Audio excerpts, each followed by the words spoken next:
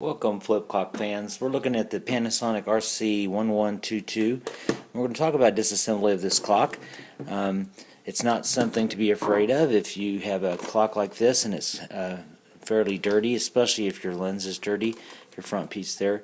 You want to go ahead and disassemble that clock and get it looking better.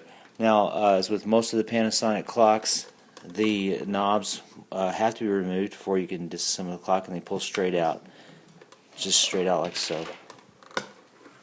And the same on the other side.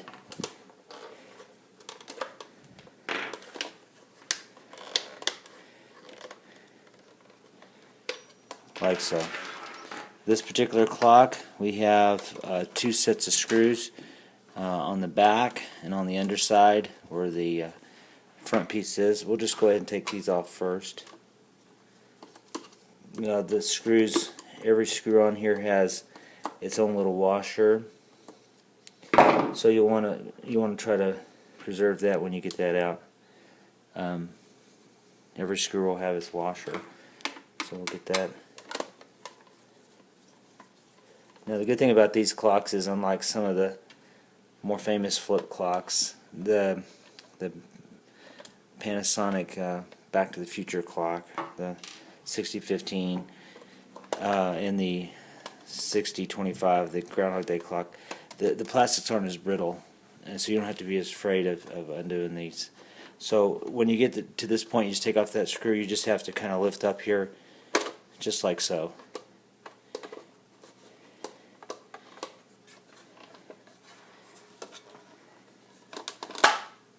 Okay, just sort of hinges up like that. So of course, when we put this back together, we'll kind of go in here first, and kind of make sure it seats before we push it down.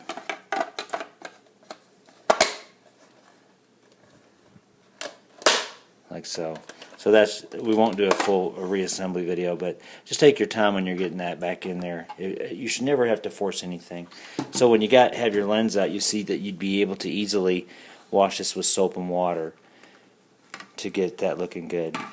Now the good thing about these clocks is they're actually sealed very well, so there's really not very much dust that's in these, but lightly wipe that. I'm going to give you guys a tip here. This has a chrome stripe, and I'm starting to think that a bad idea is to use ammonia on these chrome stripes. In the past I've said you can use ammonia on some clocks, and you can, but I'm thinking you want to keep that away from that chrome stripe. This cleaned with soap and water earlier. Okay, so we've got this open. We'll go ahead and get a look. Real fine construction here. There's metal used in the clock for some of the components. So we'll take off these two screws. Same thing. They have a little washer you want to try to retain.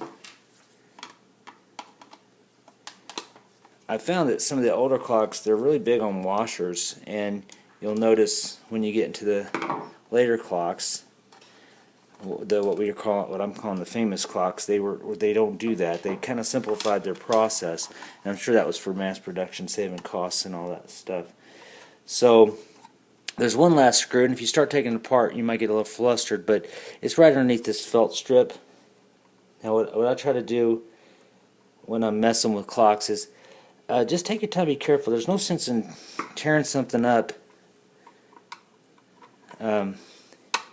if you don't have to, because if you're doing restoration, most people aren't going to see that, but you don't want things to be torn up unnecessarily. So gently pry that, take your time, get that last screw out. Now all this, there went my washer, so see, every one of them's got a washer. So once you get that out, you can lift this off.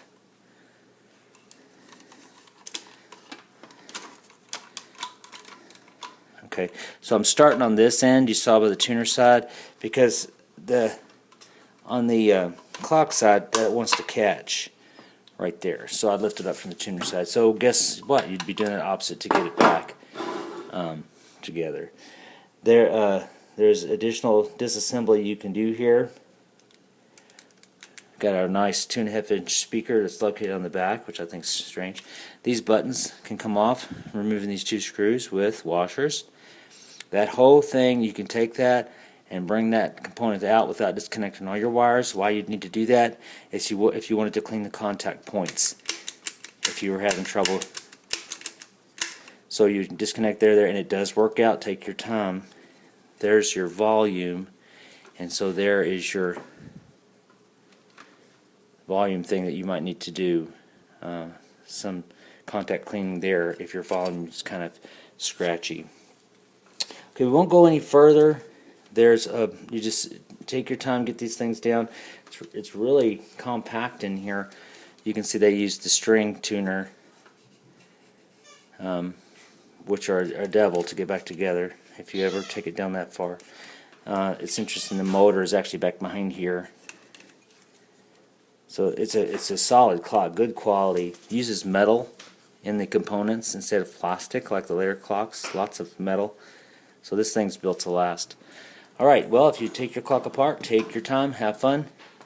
Why don't you come to flipclockfans.com and let us know how your restoration's going.